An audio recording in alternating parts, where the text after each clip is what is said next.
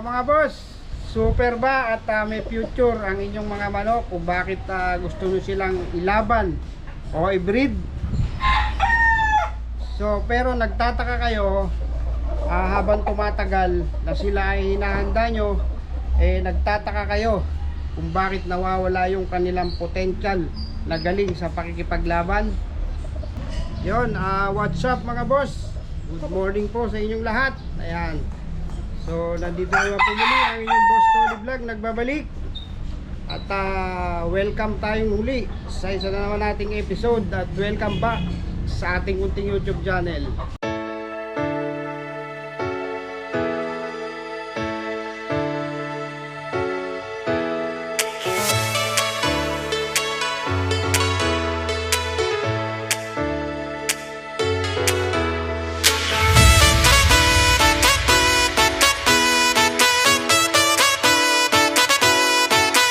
So mga boss, isang mapagpalang araw na naman pong muli sa inyong lahat.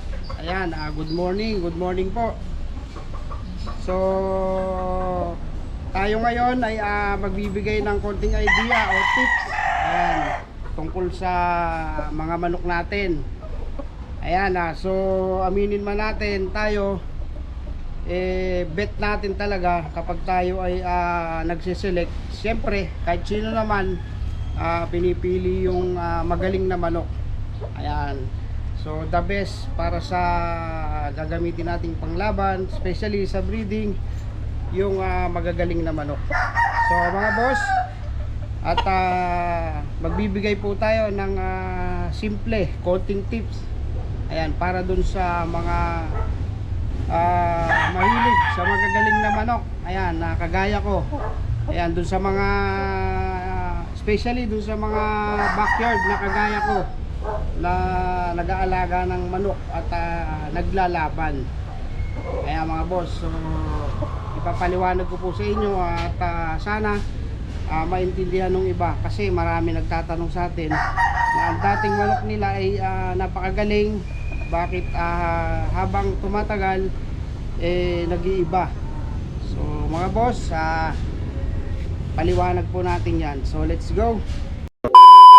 So mga boss, muli disclaimer lang po. Ito pong binibigay natin na simpleng tip, ito po ay based po dun sa ating sa aking karanasan. Ayan. So pwede nyo namang paniwalaan, pwede rin hindi. So importante nasagot lang natin at nabigyan natin ng linaw yung mga tinatanong sa atin. So mga boss, sa atin, aminin man po natin o hindi, sa kagaya ko, especially dun sa mga nagre-rely dun sa mga galing ng manok. So sa atin mga boss, sa totoo lang, so tayo po ay nagre-rely sa gamot. Ayan, so sa atin, mas pinaniniwalaan natin na yung manok natin, para gumaling ng gumaling, so magbibigay ng supplement.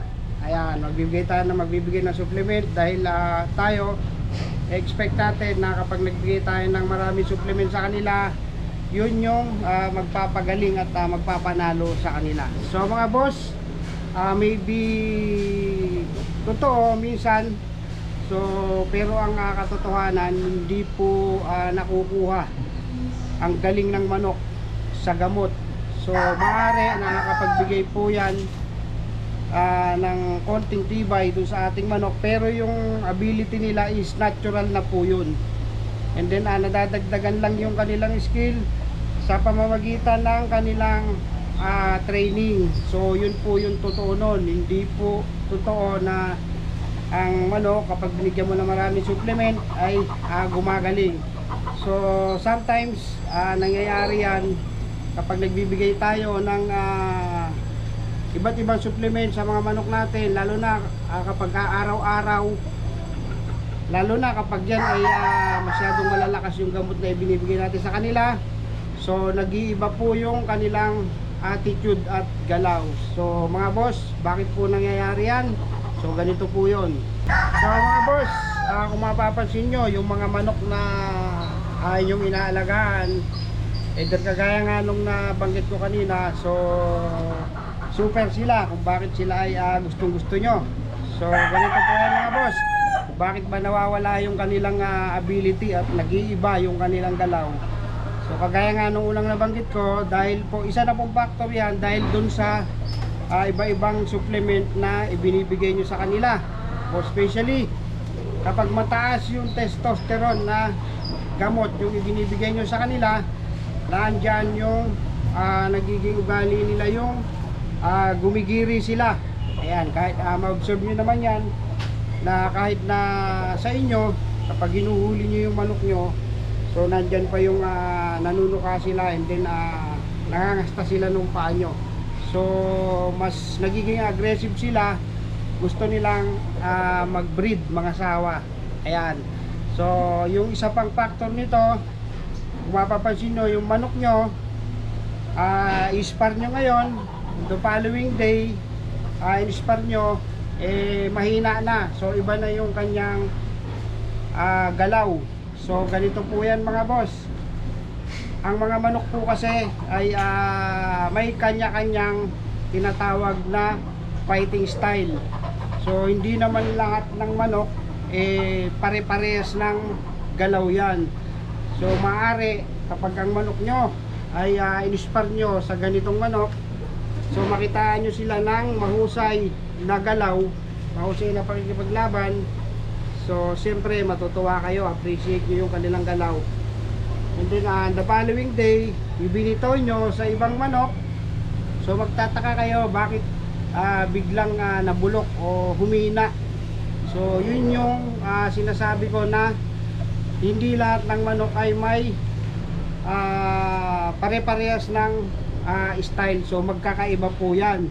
So maaari yung manok nyo naninibago dun sa kulay na kanilang ka-spar, o maiibahan sila dun sa fighting style nung kanilang ka-spar. Kung bakit nangyayari na yung manok nyo ay kumbaga nadi-disappoint kayo dun sa kanilang pakikipaglaban. So mga boss, lagi po natin tatandaan, ang mga manok po ay may natural instinct yan. Hindi po yan kumbaga nababago ng gamot.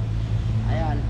So mga boss, ang manok kapag ka po yan ay nakita natin ng galing at potential, so mas nagde-develop yung kanilang skill sa pamamagitan ng training. Ayan, kaya nga po tayo nagkukondisyon sa madaling araw, nagpapagalaw, nag-i-spar, nagkakahig para mas ma-develop yung kanilang skill.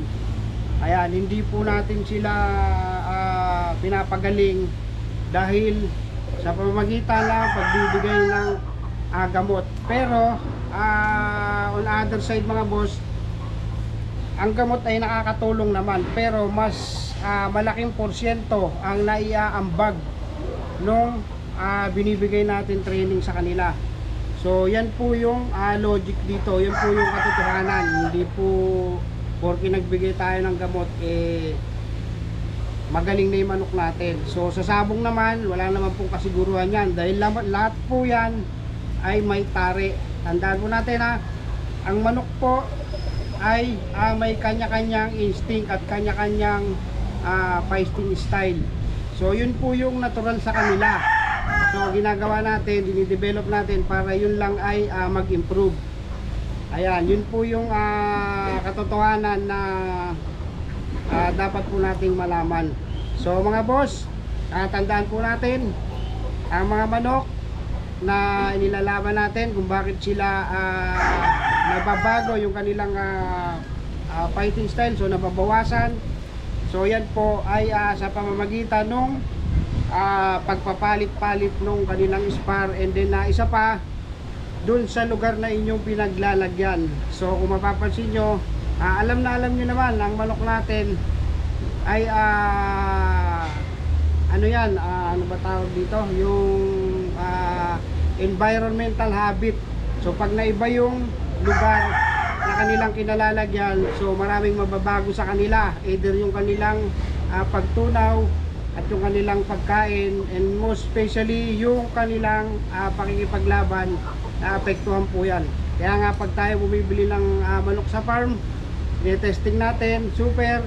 Pagdating sa farm natin, sa manuka natin, so nawawala yung kanilang galing. So meaning, sinasabi natin, nagiging bulok. So hindi naman sa bulok.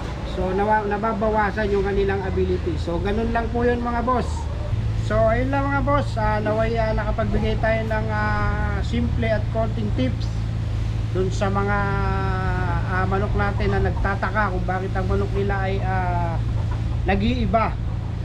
Ayan, so dito na po natin tatapusin ang ating munting vlog.